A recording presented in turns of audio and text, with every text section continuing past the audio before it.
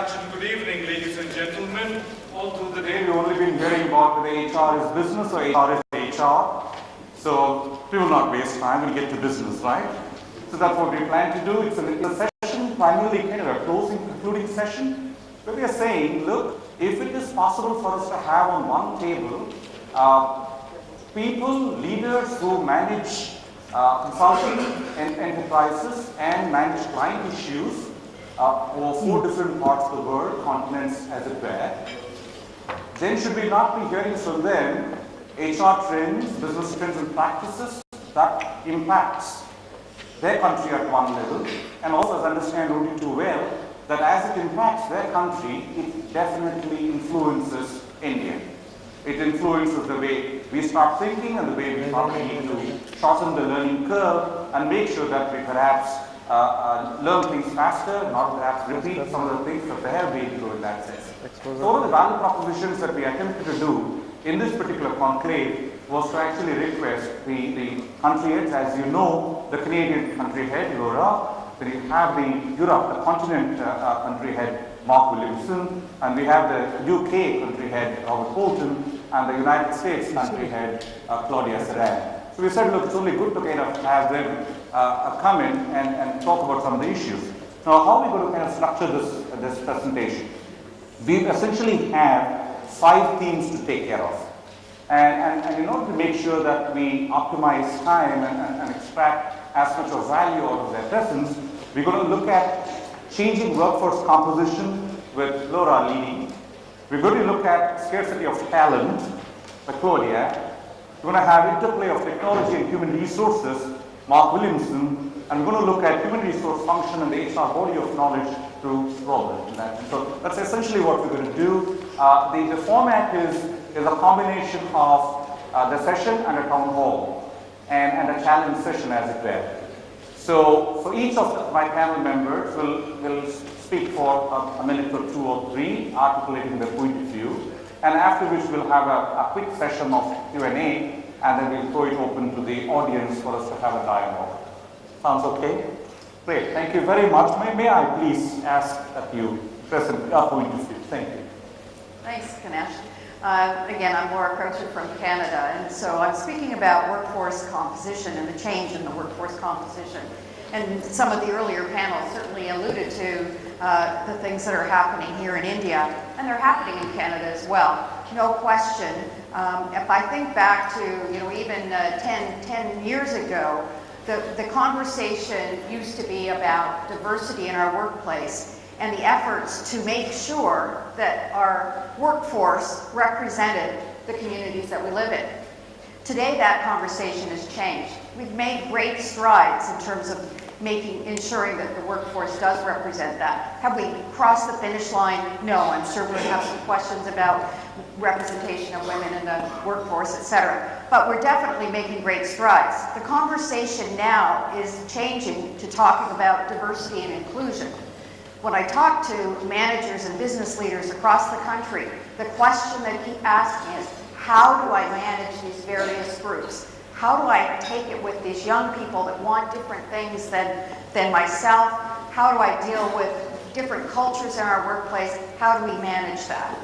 And focusing specifically on the generational aspects of the workforce diversity, we just completed a recent study in Canada. There's been some interesting findings, and out of it, obviously there's some stereotypes relative to the various age blocks in terms of what they like and don't like. And while they are somewhat stereotypical, they do provide guidance and thoughts around giving us input in terms of how we manage forward. And there were 4 pieces of actionable advice out of that particular survey. The first was that individual changing jobs with an increasing frequency. That's not going to go away. That's going to continue to increase, and I know that's a challenge here in terms of turnover and so on. And that HR departments need to address those continually changing jobs with creating career paths within the organization that will be able to retain people. The second interesting factor out of that study was that the factors that retain people are generally the same across all the generations. What is different is the emphasis of the factors. So if we go back to that in terms of having quality of work and challenging work for people, making sure that we have quality in benefits and compensation, and that we have good leadership. As if an HR function is focused on those general things, they will be providing the things that the workforce is looking for. An interesting fact also was that the Generation X, that generation right behind the baby boomers, they are the most dissatisfied workers in the workplace. It's an interesting thought. They're the ones that have been waiting to get to that management rank and to those leadership roles, and they've been blocked for all those years by that large group of baby boomers, which are soon going to be exiting the workforce with their knowledge. HR departments need to be thinking about that Generation X and ensuring that they have programs targeted to ensure that they're retaining those and raising their level of satisfaction. And finally, our Generation Y, what was interesting out of the findings of the survey was that their aspirations regarding their careers were generally not realistic. And that HR departments and managers and leaders within organizations need to be working with those generations to help them create more realistic expectations. Thank you. Thank you. Quality, diversity, young people, but most important of all is that what we thought that the Gen X, the baby boomers and so on are happy and getting on with their life, doesn't appear they are as happy as we thought they are. May I please ask you, Claudia, for your point of view on increased scarcity of talent? Thank you. Hello, everyone. It's a pleasure to be here. Apologize, I have a little bit of a cold, so I have a mini pharmacy here in front of me. But when we talk about scarcity of talent, from a United States perspective in particular, there's no shortage of human beings, right, in a country with 320 plus million people. I think what we're talking about is scarcity of the right talent in the right place at the right time. The right skills and competencies, the right mindset. And the role of HR in ensuring that your organization has that talent, right? And there's a few things that we see, I think, is increasingly important for HR to master, to help their organization in this way. One is the concept of workforce planning, and I think people tend to think about that as a headcount exercise, making sure I have the number of right people, the right number of people in each department or business unit within my organization. But there's another important aspect to workforce planning, and it's having the right skills and working with the business to understand what those skills and competencies are. So we're doing work on projects today where we're working with chief information officers and understanding that their IT people need to have an increased competency in things like project management and working with the business from a systems or IT perspective. We're working with finance and accounting executives and finding that their people need to have a real sense of business analytics, right? Finance is implementing all sorts of business intelligence applications, things like Hyperion, financial management, or HFM. And so instead of finance people mining data, spinning pivot tables in Excel, if you will, for the 8 or 10 or 12 hours of their day, along comes something like HFM. By 9 in the morning, they've got the information that they now used to spend 8 hours trying to harvest through disparate systems, and now they're supposed to be these esteemed business analysts or what-if scenario analysts to the business unit that they support. So the secret in the room, though, is they were quite comfortable, spinning pivot tables in Excel. So now they need to play this different role of business analyst. There's a workforce planning job there for the HR organization. Sales and marketing is no different, right? When we talk to sales executives, the role of a salesperson has changed from running their business out of the boot of their automobile to working now across divisions or SBUs to a team and a collaborative approach. So sales leaders are emerging who can work in a more collaborative way. But again, the onus is on HR to work with those respective business leaders, identify what the right skills and competencies are as proactively as possible, and then make sure that those respective executives have the right talent at the right spots in their organization. Another area that falls in the responsibility of HR when we talk about scarcity of the right talent is acquiring the right talent, right? Where do you get this talent from? And there's a whole school of thought about literally, bringing people in from the outside. What are the right universities, the right organizations, the right recruiting profile, if you will. But there's a whole other aspect about mobility of your own internal talent, right? We're doing a lot of work with clients today, I would call fungibility or transferability of talent, especially if you infuse the idea of globalization. So let's say you're a leader of the business unit in India. I'm a leader of the business unit in the United States. You and I agreed to swap respective A players, okay, A-grade players. Is that a fair trade? Right, what we're finding is some of those country heads are saying to each other, well, your A player has never managed a profit and loss statement. And then the other one is saying, well, your A player has no reliance on market research and all of the market research that we're able to harvest. So that's the last time we're ever going to swap proverbial A players again, right? So we've lost internal talent as a source of talent, and we're forced to look outside. So again, the onus falls on HR to help make sure one business unit to another feels they can rely on true fungibility of talent, where you can think about all the domino effects of that from a performance management system, right? Making sure your A player and my A player respectively have the same set of core skills and competencies. And then lastly, we've heard a lot today about retention of talent. So as a leader of a business, you identify these high performers, you bring them and attract them into your organization. How do you keep them, right? And I think we've all heard the C word, right? The compensation factor. I know in countries like yours, that's equally as important as it is in the United States. So let's move beyond compensation to say, assume you're paying your people at market values or equitable with market values. What are the other things that are going to keep and attract people? Laura brought up the multi-generational influence, and some of the work we're doing with clients is you find out, of course, people may come to an organization for money, but they'll leave for a lot of other reasons, right? I think historically they've left because of their manager. They don't like who they're working for, and they don't feel particularly challenged, or they feel overly supervised or micromanaged. When you fuse the other generations, some of the data that we're coming up with is, and I think Mr. Kumar talked about that earlier on the panel, people really respect the experience that they get, not just from their manager, but increasingly from their colleagues or their peers or their own sort of social network at work. And they really appreciate the experience, the developmental experience that their organization gives them. So again, what's the so what for HR? Some of the work that we're doing here is around the topic of career pathing.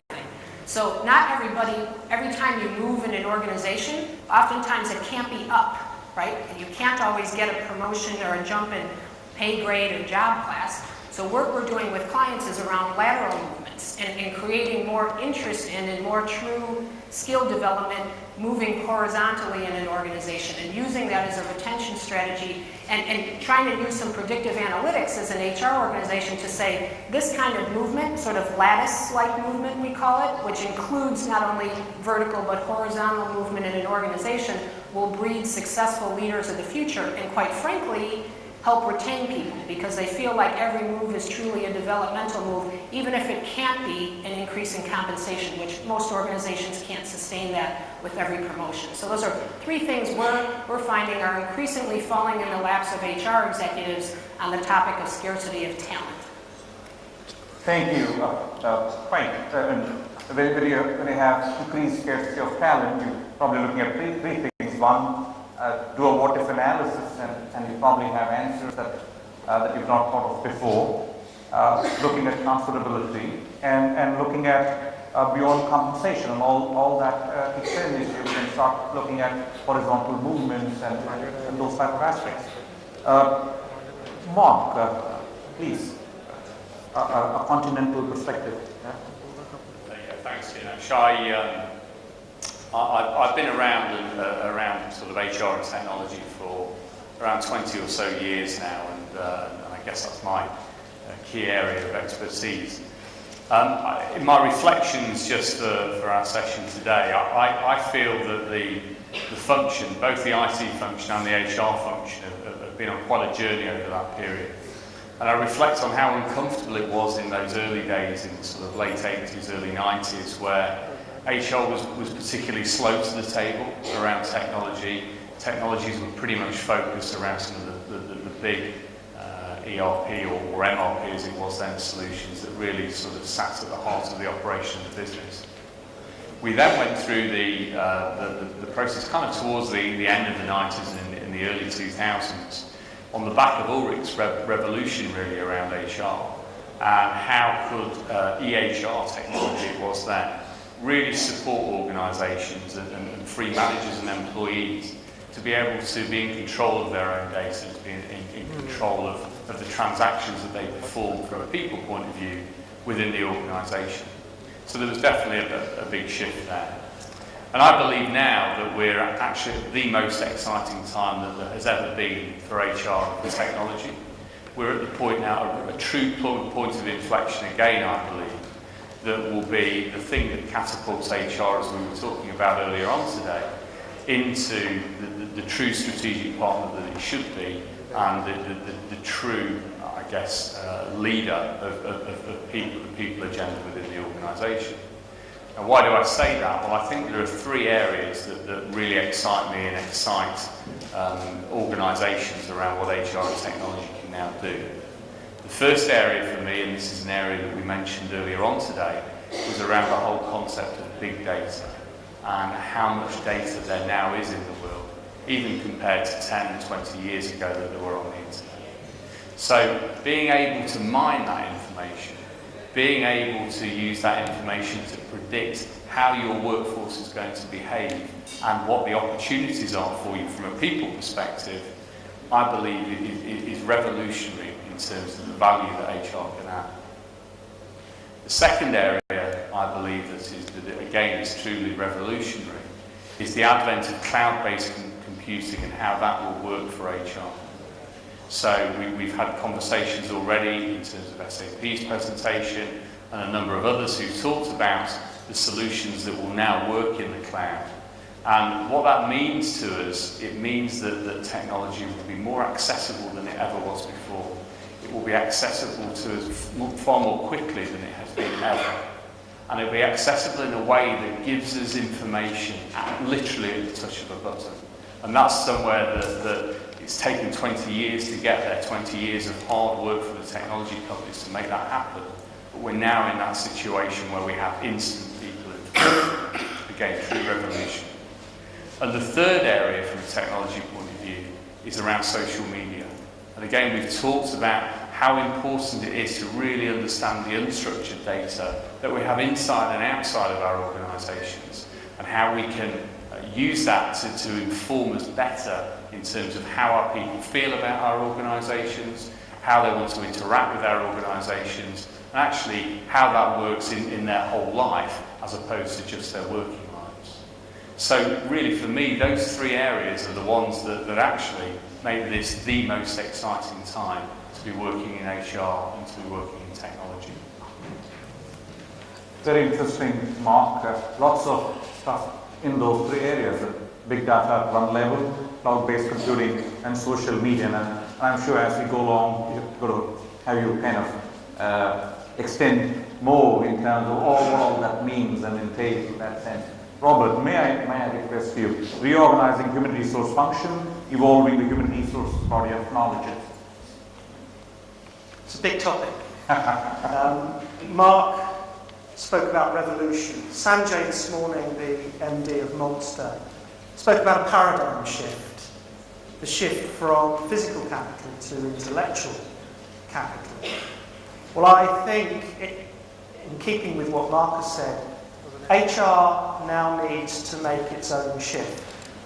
15 years ago, Dave Ulrich wrote about, if you like, HR, and he defined a model which has become known as the Ulrich model. I think many of us are familiar with it. Elements of HR shared services, business partnering, centres of excellence, we're familiar with that. And of course self-service. And I think Ulrich and the model has been a great benefit to HR, particularly at the time that it came into being. It gave status, it gave a focus on technology, it gave a focus on the partnering activity. But it's now time to move on. It's served its purpose. I think that in a world where competitive advantage is key, we've heard about it a number of times today, then the only way you can achieve competitive advantage is through differentiation.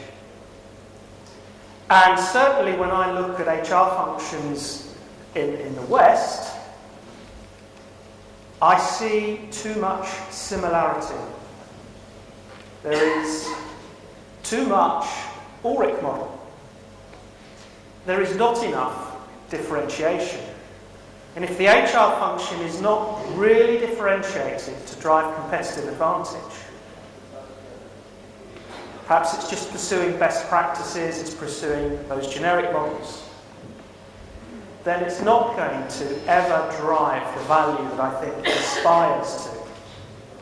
So, I think the lesson is we now need to move to much more differentiation in HR.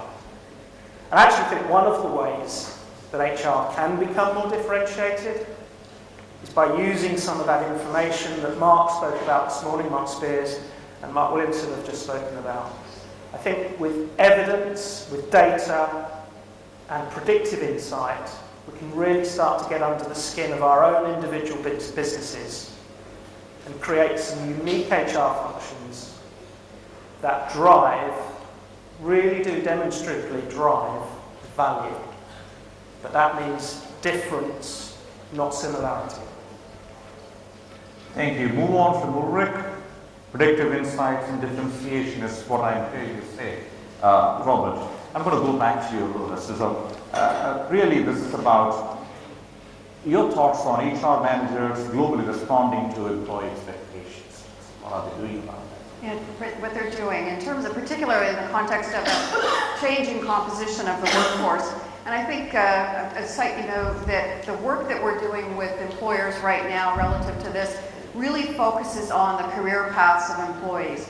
So creating career paths that it's the talent management issue that Claudia was speaking about really, was that the career paths are no longer just straight up or it's not a linear path. And helping organizations and managers discover ways to create opportunities for employees to lead assignments, to do other things, to do lateral moves, even to take a move down, to be able to gain new knowledge, and to change the culture for the organization, for them to be able to understand and accept that those are valuable things.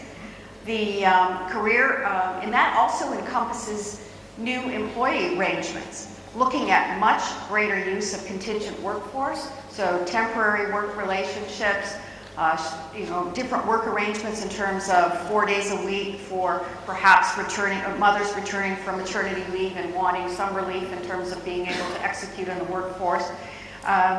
And also retiring workers, bringing them back on a part-time basis to be able to retain knowledge in the organization. So the concept of career looks a lot different in an organization today. And that's the work that we're doing with organizations to help them. And that takes us right from the boomers and the seniors in terms of their retirement, in terms of looking at alternative work arrangements and timing, right down to the Gen Y in terms of creating opportunities for them in the organization to be able to execute and develop leadership skills in opportunities that may involve community involvement or other things within the organization, which still gives them growth opportunities, but is putting them, trying to match their unrealistic expectations against the needs of the business.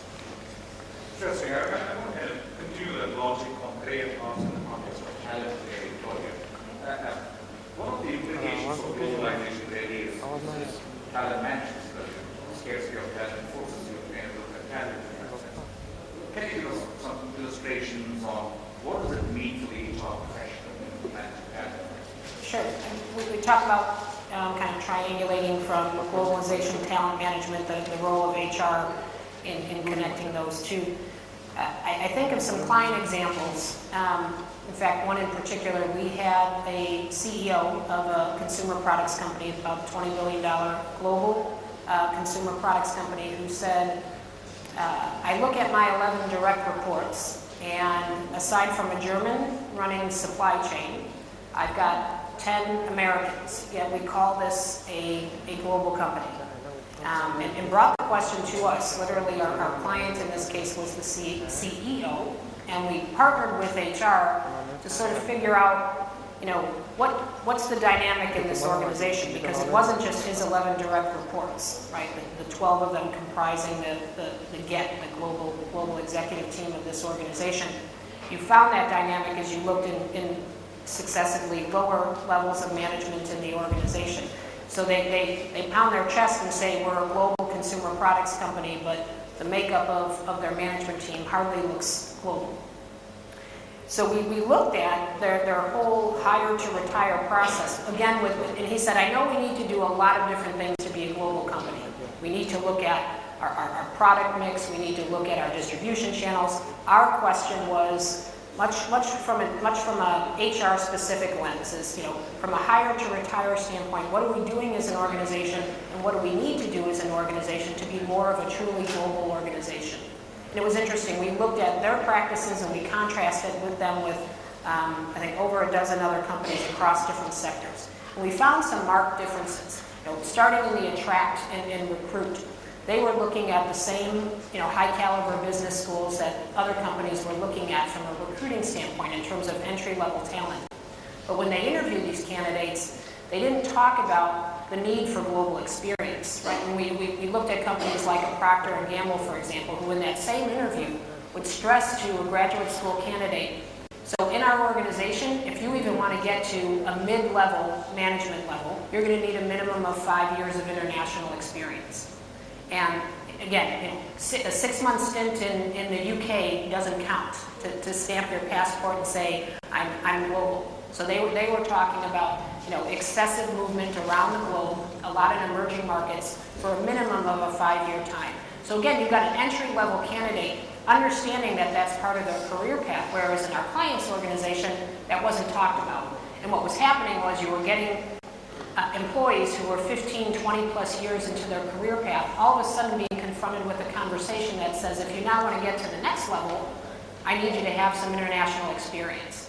So these are people from a personal life perspective, hadn't ever contemplated that, certainly thought they could ascend to higher and higher levels, right? They're looking at the top 12 people in the organization and said, I may never need to leave this building, right, to get to the highest level. Now you're telling me I need to spend a significant amount of time in an emerging market.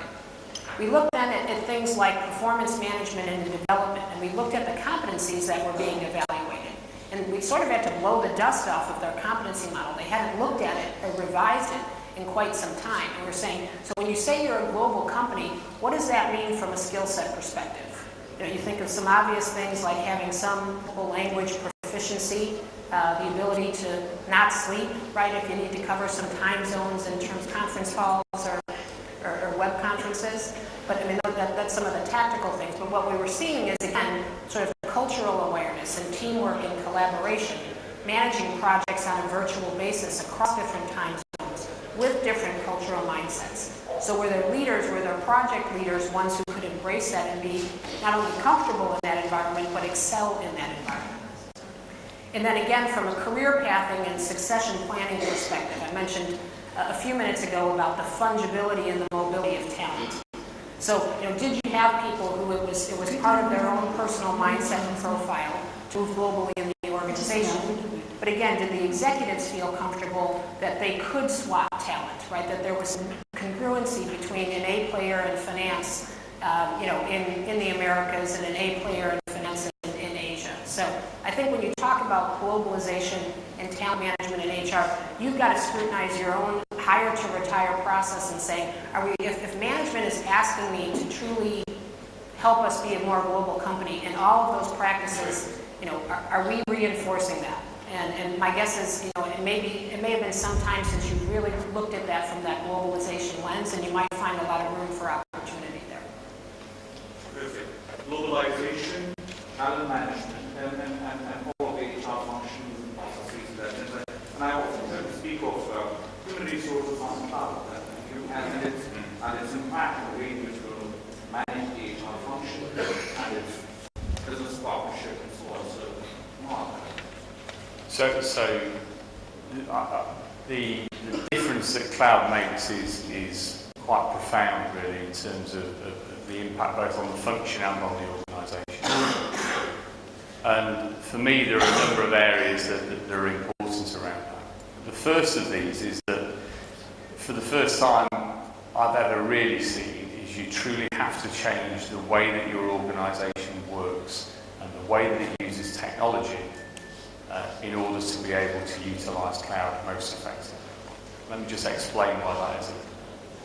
So the whole premise of cloud-based HRIS is to be able to put releases out, the same releases of software, the same processes that are within them, to all users of that particular type of software globally at one time. Now that means that whilst you can configure the solution to reflect your data and to reflect how you use it, you cannot change the underlying software within it. That's got profound implications for the way that you change your business processes within your organisation and the way that people are able to utilise their data. So for me, that's the first area I think that's critically important. The second area, and I've seen this a number of times in client organisations, is it's critically important to make sure that the IT organisation is fully engaged and is fully on board with what you want to do from a cloud perspective. And again, a number of reasons for that. One is that there'll be a big shift in terms of how the technology is managed, because it's managed outside of your organisation rather than within your organisation, irrespective of how your data centres are set up at the moment. So that's a big shift in its own right. The second area that people do tend to be quite concerned about when they move into cloud-based HR is around security. And again, your IT function will be highly alert to the implications around security, and actually will be able to help you keep your organisation very clear on just how secure cloud is versus how secure it is from your own internally hosted approaches. So for me, that's the second area. The third area, and this plays to your point, Ganesh, is you need to develop a new plan for how HR will operate. So cloud computing genuinely gives employees and managers true self-service, not only in terms of inputting information, but in terms of getting true information out. So the stuff we talked about earlier on in terms of predictive analytics, in terms of genuine reporting at the touch of a button, it really is there.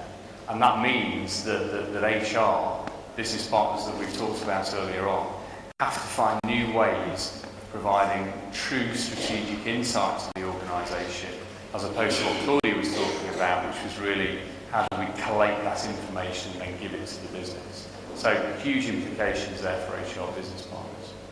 For HR shared services, because people are utilising and inputting much more information themselves, it shifts the value that shared services will provide to organisations by asking them to become more specialised, to become better at advising as opposed to just responding to requests.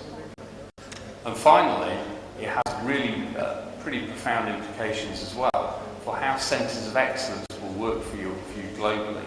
So because you've got a globally connected workforce through your cloud-based computing, you're able then to be able to place centres of excellence anywhere in the world for people to have access to that information, to have access to those policies, and to be able to execute on those policies, again globally. So giving you that consistency, giving you those opportunities to act as a truly global organisation. So for me, those are the areas, Ganesh, that I think HR and cloud can really contribute to.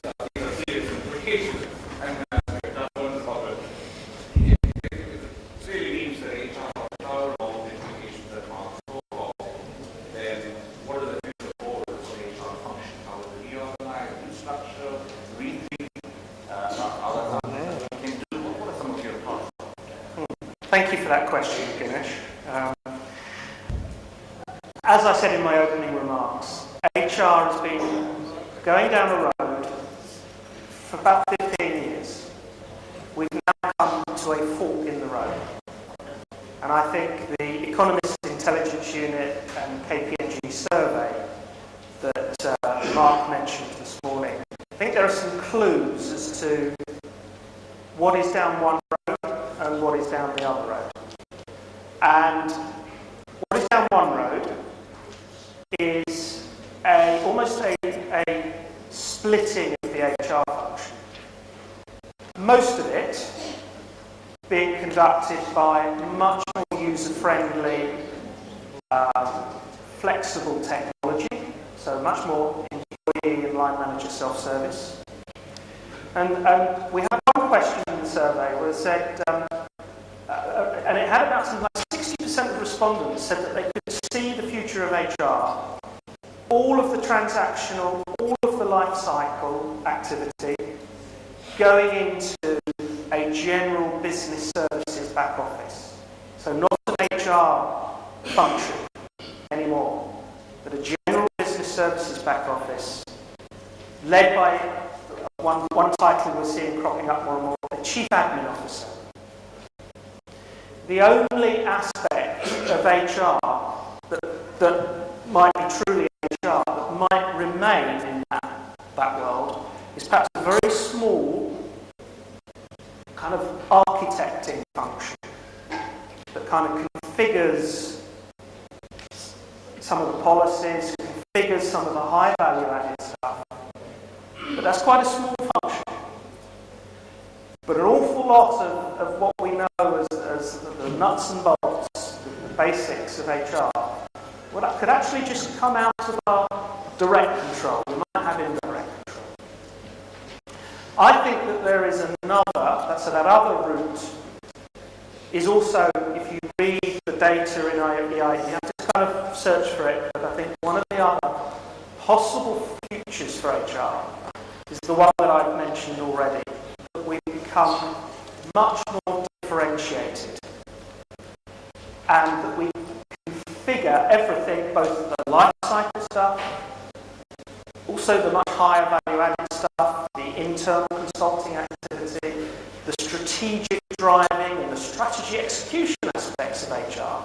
We configure them, but we make them unique to the circumstances. So, for instance, an HR function driving that needs to drive innovation as the primary source of competitive advantage is very different from an HR function that's driving customer satisfaction, customer intimacy, employee engagement, which in turn is very different from one HR model to as many HR models as exist in terms of the number of companies that exist. So those are two, I think, possible futures. I think people who we talk to are a little bit divided about which future is going to come about. I have a firm belief that HR can actually be probably one of the most important functions, but it's not guaranteed. And we may end up going down the other road if we're not careful. That's very interesting. So, as I manage time, one of the things I want to do is to do a quick round. It's just one question for all of you. What are your clients buying? What's the top one or two solutions that your clients are buying? Who wants to do this?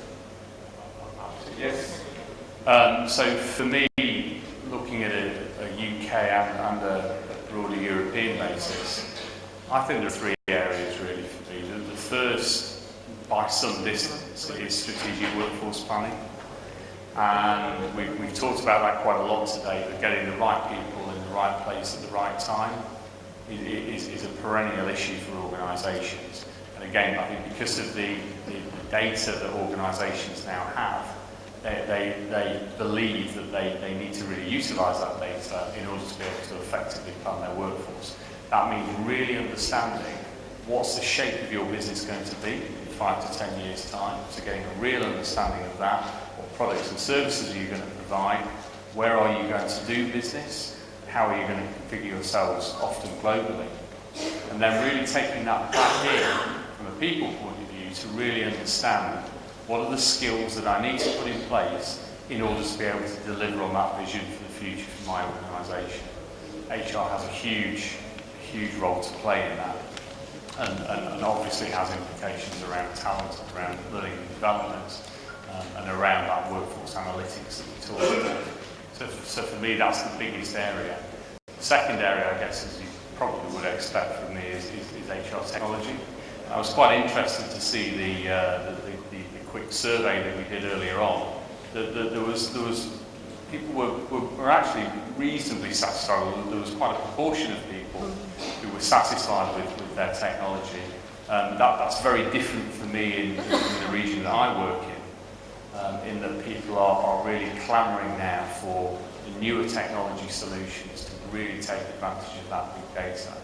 And I believe that's really what's driving a lot of technology change within organisations, and actually a lot of client requests to me in that area. Interesting. Workforce planning, HR technology. Canadian perspective is a little bit different. Really what we're seeing most in the workplace right now in terms of requirements for KPMG assistance is first and foremost change management support. As organizations are changing their strategies, their technologies, and other aspects to affect their cost agenda, they are identifying that they don't have the competencies within the organization to manage that change effectively so that they achieve the benefits. So they're reaching out to us to help them build the capability within their organization and also to supplement the capability that they do have. That's probably the number one area where we support organizations. The other area, I think we have provinces, a different economy in Canada, some parts of the country suffering with some of the world economic conditions, and of course our resource-rich provinces are exponential growth, and so they have a different challenge in terms of trying to attract talent, to gain talent, to retain talent, and the help that we're giving them is helping them define the roles. Is definitely the talent management space, helping them define roles, define the competencies that they're looking for, and to be able to help them build healthy organizations. So two different ends of the spectrum. Thank you. Change management, competencies, skill development, all the type of thing that's it. Please, Claudia, from the state's point of view, what are your clients really? What are their top 2, 3 problems that they're looking for? I would say all of the above to what Mark and Laura have said, but something else that I think is on the minds not only of HR executives, but of CEOs and other C-level executives that becomes part of the HR agenda. We mentioned this topic of diversity and inclusion, but just to give you a little bit of insight into some of the work that we're doing in that area. On the diversity side, I think it is more than quotas and mandates. What we're starting to help clients do is look at critical roles in the organization, those that tend to be spots, launching pads, if you will, for an individual to ascend to higher levels, levels of key positions of key decision-making authority within the organization, and making sure that there are, if you will, diverse slates from a succession planning perspective for those positions. So it's not just a measure of a headcount exercise to say X percentage of our population has this type of ethnic diversity or gender diversity. It's looking at it to say, are we leveraging a diverse slate of candidates in positions that are of critical importance to the growth of our organization? And then expanding that concept to inclusion, which is really doing something of value for the organization with the diverse workforce that you have. So we talked a bit about multi-generational workforces. We have some aerospace and defense clients, for example, who have 4 generations of workers, in their organization, literally folks approaching their 80s who are almost cultural icons in and of themselves, kind of vessels of institutional knowledge who are still there perhaps on a contractor or subject matter expert basis. And you have, folks in their early 20s who are entering that organization and all generations in between. So again, the responsibility of HR is, how do I treat that not as a challenge, but as an asset for the organization in terms of leveraging knowledge that each of those generations possess, whether that's mentoring and stewardship types of programs, innovations in how we put teams together to ensure we have truly diverse thinking from an R&D perspective as well as an operations perspective, giving that diverse population a diverse view of our business so we can help grow future leaders. I think that's something that we're continuing to see fall on the agenda of HR and helping them with. Perfect. So we see things happening. Diversity and inclusion appears to be an important area, for example. there isn't a great deal left, because I'm inclined to say what everyone has said is relevant in the markets that I operate in. I guess, so for instance, strategic workforce planning, talent management, workforce analytics, all of those things are relevant, the cloud, technology solutions. If I was to just add one where I am seeing, I think, some interest, it's from clients who are looking at the, finally, perhaps, looking at the skills within the HR function. So we're seeing some interest in, from a few organisations, you know, how can we do HR business partnering better? How can we have the more of an internal consulting capability from the HR function? So, of course, who better to go to than firm consultants to help? Very, very interesting. I asked that question because those of us who are here deal with what we are challenged, right? And to be workforce planning. And therefore, I've seen several Indian organizations ask for support to say, well, changing economy, how do I help maintain a workforce that's appropriately optimized? We've had target operating model type of questions to say, of design issues, how am I going to build a business that in turn can handle a new business model, as it were. All of the talent management, it's a classic question from Indian point of view. We've had diversity and inclusion is something that's catching up. India should probably do more. We don't do it as well. There are some examples of enterprise that appear to be doing that. We probably need to do more of that. And clearly, human resources skill building is something that probably needs more investment. Clearly, of the many things that the CEO is challenged with, I'm not very sure how much of budgets really go into developing the human resource talent in the country. So that's a great learning from to say that, look, are we keeping HR professionals kind of state of art to support the businesses and that. So I can see that happening. Change management is something that we getting engaged at very stage. So I want to pause here for the moment. I want to kind of throw the town hall back in. So maybe we want to kind of start as follows. A whole lot of you had sent in questions in advance. If you could please start with those, and if you could please introduce yourself, your name and your company, and ask a question. You can either ask a question to one of the panel members, or just ask a question I internal request. Yeah, would like to go first? Yes, please.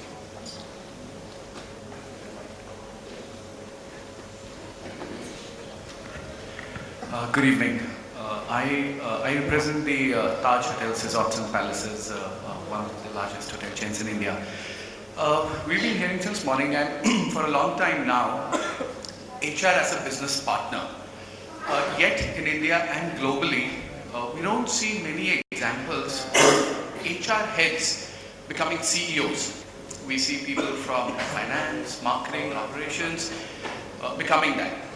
My question is, are today organizations globally, one, open to the idea of an HR head becoming a CEO, or are they relying that no, it's a specialist function and we need somebody to handle growth, development, partnering business issues? Because I'm not sure about this. One, there are not so many examples. Second, most organizations rely on HR for a very specific and specialist role. A CEO may have worked in HR at a certain point of time, but there are very few examples of an HR head actually taking on the role of a CEO from his last assignment. Got it. I want your views on that Got from it. global perspective. So you have two ways of looking at it. One is if you actually have examples, we can talk about that. If not, you see it happening, are there trends that you're seeing in your part of the world? Who would like to go first? Okay, please. So I see, first of all, I'm sometimes uncomfortable with the term business partner because it suggests separation from the business, suggests that you're not actually part of the business. And I think there was a sobering statistic that was mentioned this morning, and that is in our survey, 17% of respondents, and our survey went to the C-suite, it wasn't just HR people. 17% said HR is not currently demonstrating value to the business. And I think the key word there was demonstrating. So they may, well, many more HR functions may be actually delivering value to the business, but it's not necessarily verifiably evidence-based demonstrating. And I think it's statistics like that that will hold a very capable HR person from breaking out of being seen as a bit of a, perhaps a useful enabling function, but not a function from which you would look for future chief executives. The point at which we really start demonstrating value, then we'll see, and Mark mentioned, we are beginning to see some examples. It may be that we're not enough, but there were 3 examples mentioned in, was it Business Week, Economic Times, I'm not sure which, where we're seeing future HR people taking on much broader business roles. And I think in every single case, that will be where they really have shown value-driving capability. And they've demonstrated that. So, Ganesh, you asked for an example. There is and this is an extreme example I'm going to give you. It's quite an interesting organisation in North America called Devon Energy. And they are a bit of an example of this quality that I've talked about being highly differentiated. Devon Energy, they're an upstream oil company. They are really upper quartile performance in terms of the business. They are growing market share, they're finding new reserves, absolutely stellar performance. Really quite unusual. The HR function is highly differentiated, very different from, I suspect, any HR function represented in this room. Even down to the fact that it's the HR function that decides on the performance ratings of managers. It is that different. And it's not just that one thing, it's the whole package, it's the whole DNA that makes that unique configuration relevant for Devon Energy. It's not something you should go and copy. It suits them, for their culture. It's an extreme example, but it's one I use to make the point. Thank you. You want to add something to that? Yeah, around about 10 years ago, I was involved in writing a book actually around the transformation of the HR function, and a little bit like Robert was talking about. When we did that, we looked at some sort of predictions of what might happen to the function over the 10 years. So I look back at what we predicted then. And we saw a number of scenarios. We did see scenarios where HR business partners, as we would have termed them then, took on senior executive general management type roles, whether that's a chief executive or COO or country head. We saw that as a possibility. The reality is, it's taken a long, long time. And I guess at that time we were more optimistic around it. And we were more optimistic because of what was actually happening in terms of the change in the function overall. So if I reflect back on that now, I think that was being a little bit too introverted from an HR function point of view. And what we weren't really looking at then was the people agenda within organisations. Now if I look at it now, and I say, actually, what is the most important thing within an organisation? What do current chief executives say is the most important thing in the organisation? And it genuinely is the people agenda. So that's a big shift. And I think with that shift, HR now has the opportunity to genuinely take its seat at the top table. Whether that be CEOs or COOs or whatever structures it will be, I think it's genuinely got that strategic opportunity. If it doesn't take that opportunity, it's never going to have a better one. And it's critical, I believe, that it does. Critical for the organisations, critical for the function. And we would not even attempt answering the specialist versus generalist aspect of HR. You would answer that, right? It's really something that kind of passes for courses, the way in which you would adapt your competencies to the needs of the organisation, that type of thing. Yeah, I mean, I've seen over that period in the more forward-looking organisations, that they've started to move their business partners into different functions, and that happens to finance function, IT and HR. So those who are really looking at how are they growing their potential future general management talents internally, they do move people across those functions from a business partner point of view. So I've seen that. Terrific. Thank you. We'll come as we speak. I have one more. Adil Malia is the Group President of 30 Billion Enterprise. Adil, you ask us a question. Thank you, Ganesh, and good evening, ladies and gentlemen.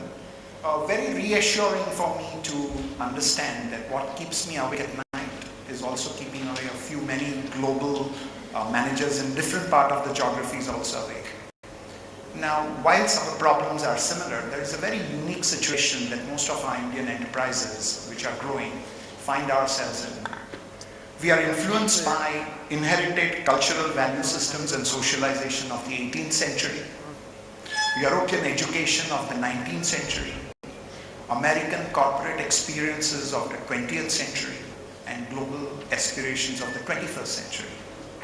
What therefore is the kind of recipe that this learned panel has to offer to the Indian corporates to manage with this kind of a milieu, where we are a mismatch in every possible generation of experiences we have had and having global aspirations for the future? I'll give that one a try. Very well articulated question. And I think from a global perspective, I think any country in any organization is today sort of the sum of its history, right, and its experiences. So I think the important thing, if put myself in the shoes of our HR executive clients, the history is what it is, and it becomes part of your DNA, right? We look at a lot of our clients' quote history with change to see if they were indeed wildly successful. We often find that in most cases they've not been, and so what we try and do is learn from that, right? We don't ignore it. We don't act like they only existed as of today. We actually do take a look at their history, particularly relatively recently in the last couple decades, and say, when change efforts were initiated and launched, what if it wasn't wildly successful? Why not? Right? So we want to learn from that. I think the important thing is, and this ties a bit to what Robert just spoke of, and you mentioned this at the end of your question, is there is a strategy and a direction for going forward. If you're an Indian organization, an American organization, whatever you are. I do think there's an onus on, and HR has been criticized to say, you need to better understand the business, right? How many of you have gotten that critique or counsel? Probably everyone would raise their hand. I think the question is, that's necessary, but that's not the end of the story for an HR leader. You need to say, you need to take that understanding of the business and ask yourself, what have I done with it? And am I incorporating in everything I think and I plan and I communicate, am I using the frame of reference of the business and the business strategy? So it isn't just this, yes, I'm this business partner, but I'm one with the business strategy.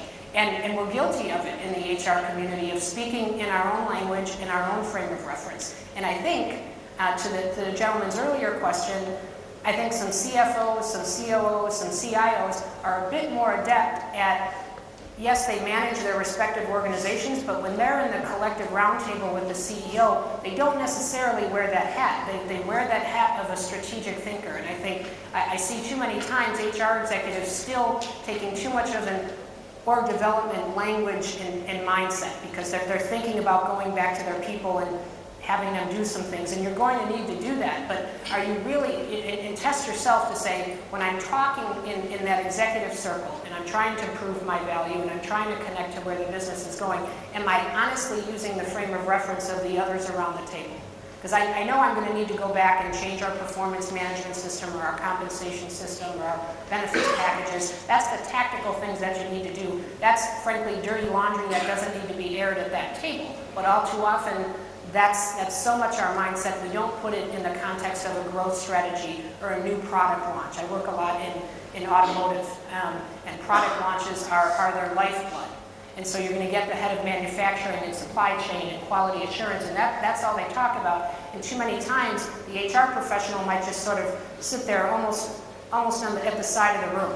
right? And instead of there, in the context of the product launch, thinking about, and back to all the things we've talked about here as a panel, do they have the right individuals at the right points in that product launch team? And if they don't, what am I doing to make sure that they get them there? And frankly, marketing yourself and your organization that you provided that value. I do think there needs to be some confidence displayed. But so taking that understanding of the business and questioning, are you really doing something with that understanding? Are you in testing yourself to say, am I always, again, planning, thinking, and communicating in the frame of reference of the CEO? I know I've got to go back and do things within HR, but am I really communicating in the way the other C-level executives communicate? I think that can help incorporate all the elements of your history, but make sure HR is most relevant and value-added in going forward. Thank you. The vote, please. We'll come to everyone. Thank you. Well, firstly, thank you very much for excellent perspective, very insightful, the spectrum that's represented geographically. Some time back, the Dean of Harvard Business School was in India. He started his speech by saying, the biggest disease confronting corporates the world over is trust deficit. At the same time, it's trust deficit. At the same time, when I hear the science of HR emerging from this expert panel, it's music to my ears as an HR professional. Excellent perspectives. So, notwithstanding the metrics and the meters and the science of HR, is it a case of operation successful but patient died? As in, with all the new trends that are emerging, that we are implementing, the trust deficit continues, as experienced through scams and what have you. To this distinguished panel, my question is, are there, sir, madam, any trends emerging where either behavioral or systemic interventions will ensure some recipe for trust deficit? A. B. Is it an HR role or is it the whole senior leadership role which is going to address this? Thank you. Okay, so Thank you. What we're hearing you say is all your systems, cloud, and function, all at one level, but there appears to be a trust deficit. Is there a single point plan that we have? Lola, you want to take a shot at it? I'll take a shot at that, and the risk of being simplistic, and I actually believe it addresses your question as well.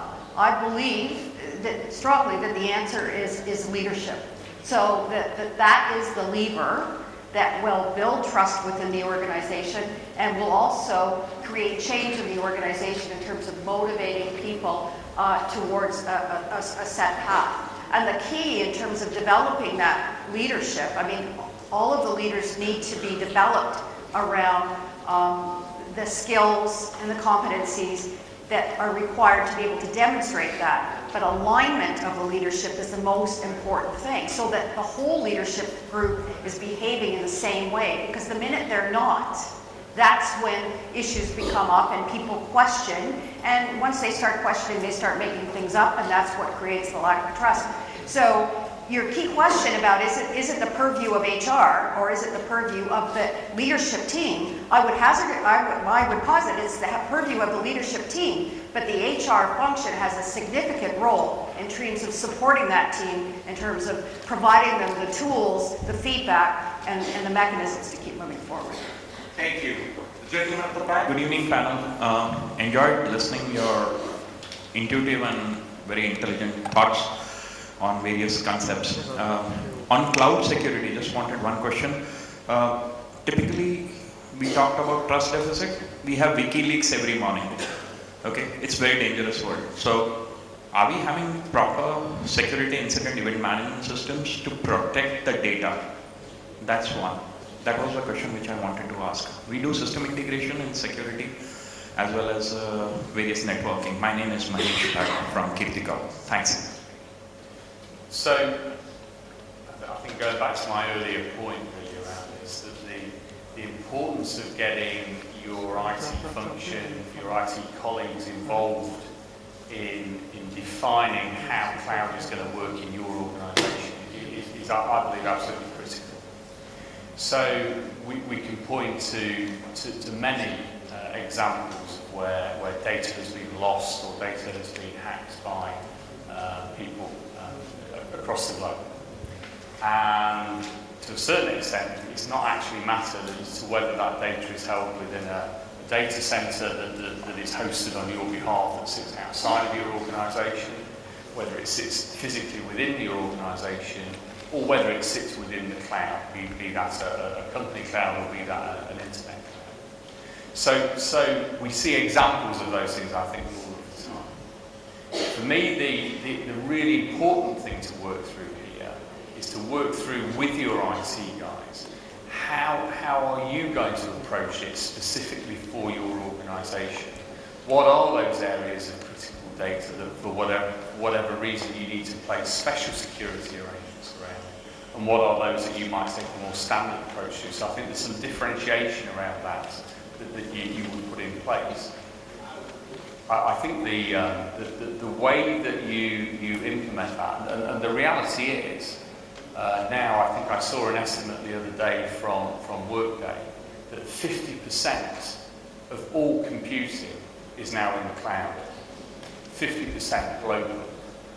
So that says to me, we must be getting those things right, or people must not be as concerned as they would have been around security there, and we are doing things that are making that okay. So it is becoming a pervasive technology, a way of delivering technology, and I believe we are sorting and working through the data, the security implications of that. Thank you. Please. Thank you. Good evening, everyone. My name is Brilliant. This probably question relates very specific to India.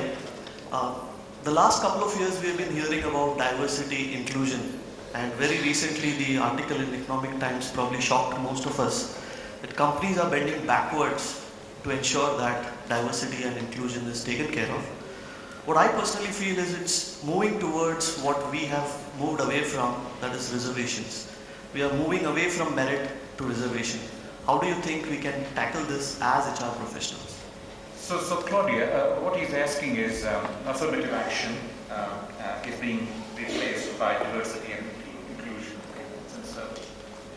Well, and I think there's a lot of global conversation around, and you see it in terms of, I know I saw some in the Netherlands recently, in Spain. There were mandates to say by a certain year, X percentage of board members needed to be female in gender. But again, I'm assuming that the question is broader than gender, to include, ethnicity, generational diversity as well.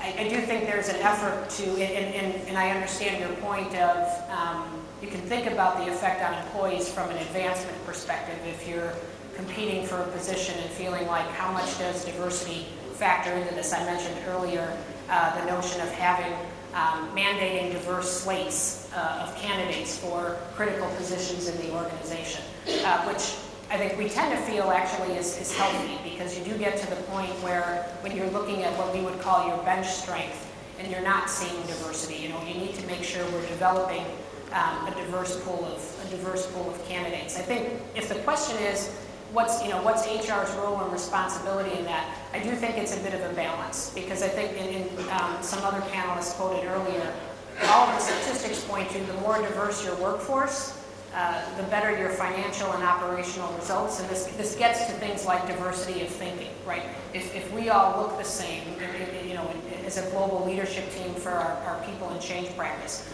we wouldn't have near the colorful conversations that we have every time Mark Spears brings us and other countries of KPMG, PNC leadership around the table. And I'm convinced that wouldn't have helped advance all of the things we do in talent and HR and change management. So I think there's a responsibility from an HR perspective to cultivate a diverse and inclusive management level, right? And looking at that from a workforce perspective, to the extent that there are quotas or mandates, that start to emerge, and we see that again in different economies. I think those might be kind of, from a regulatory and an economic perspective, those are factors that we have to inherit, right? And say, okay, well, this is what we're striving towards. But for your own personal organization, how can that be the most talented, diverse population, right? So it's not diversity for diversity's sake, which I think would breed a lot of contempt amongst organizations. I think.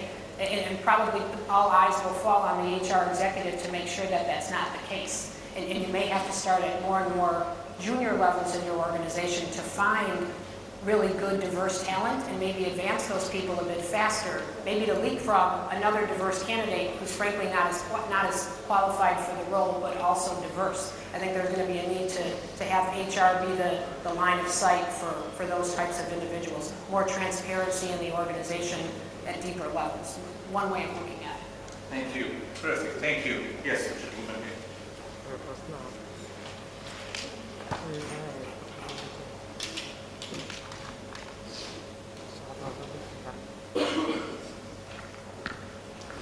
Thank you very much for organizers for giving excellent representation across the geography. Please also add China KPMG person next time. What do you want? At China. China KPMG. Okay, we will definitely like to listen those also. Sir, I have my question to Robert sir. Actually, we have fantastic HR professional in India. Okay. However, many times I feel myself that learning curve of HR is very less compared to Western HR professional. Okay. There are fantastic people HR professional in India also. However, research has very good support in the Western countries because definitely we have very good manufacturing setup as Ali sir has said. Okay, our organization has very good expertise and it's a 100 to 100 year experience for the organization. Okay, perhaps challenges before you have more than us. But however, you are quoted just in your briefing last time that you are facing similar challenges the way we are facing in India as a HR. I would just like to understand from you how we are facing similar challenges what you are facing in UK and it is similar to in Indian perspective. So what he's asking you, Robert, he's saying, look, in his opinion, you have invested a lot of money in developing your HR profession. So in his opinion, on a like-to-like basis, you're better trained, better qualified human resources. Despite this, you still have all of the classifications that we probably experience in this problem. Yes, and I think partly that's because we're seeing globalization of problems. I think that's the first thing I'd say. So I think you are seeing issues around talent management, where talent management is now occurring on a global basis. Your own corporations are seeing a kind of a diversity in the workforce through things like you're outsourcing some of your own activities elsewhere, so you get this fragmentation of the supply chain. You don't have your arms around all of the talent anymore. We're seeing that in the West with much more use of contingent workers, virtual working, what's called micro-entrepreneurs. So I think we're seeing a globalization of problems. So we're all wrestling with the same thing.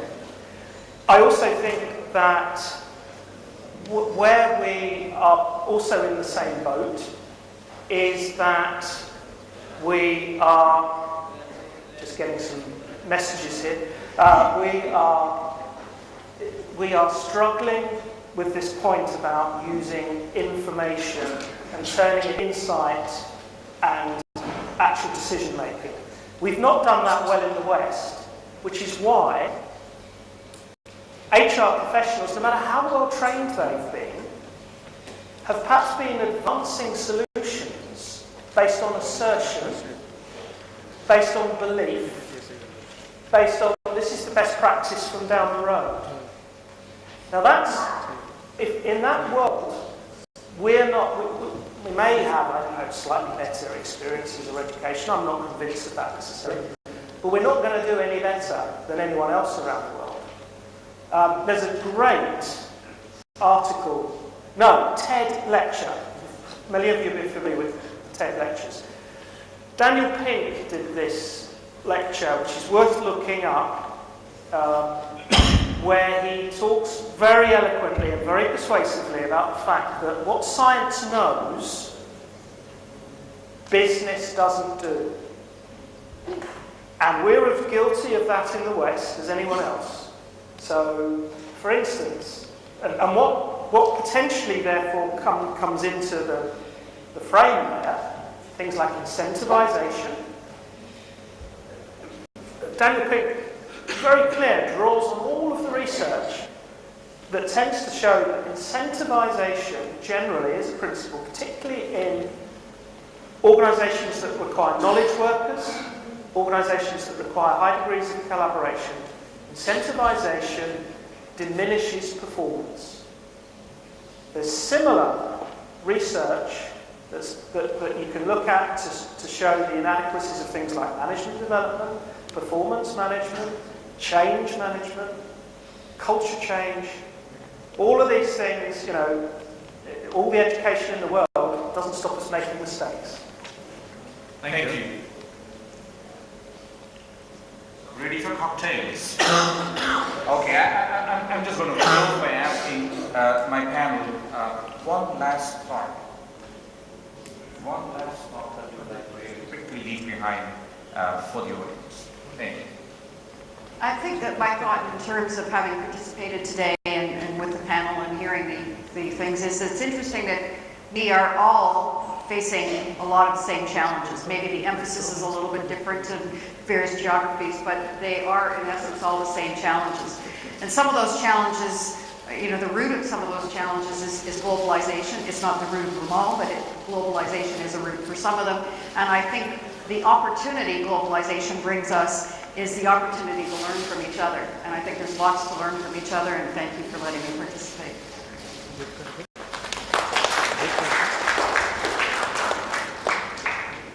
Mine is quite a simple message, I think. My thought is that you need to go away from here and seize the day. So never in the history of organisations has the people agenda been so important, been so prominent, been at the top of every chief executive's list. You need to go away and seize the day, take the advantages of the technology that the technology brings you, the information that you have from that, and actually go and be truly a strategic business partner with your leadership team.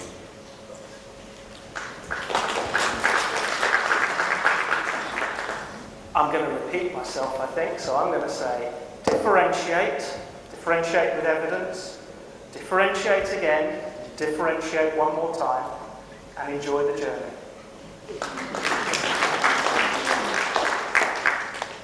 I think the thing you need to test yourself on is how proactive are you as an HR leader in helping your CEO address business issues. I think about the 3 client examples that I brought up today. The CEO came to us in all of those instances, right? On the diversity and inclusion, a board member said to him, I'm not looking at a diverse leadership team. Why?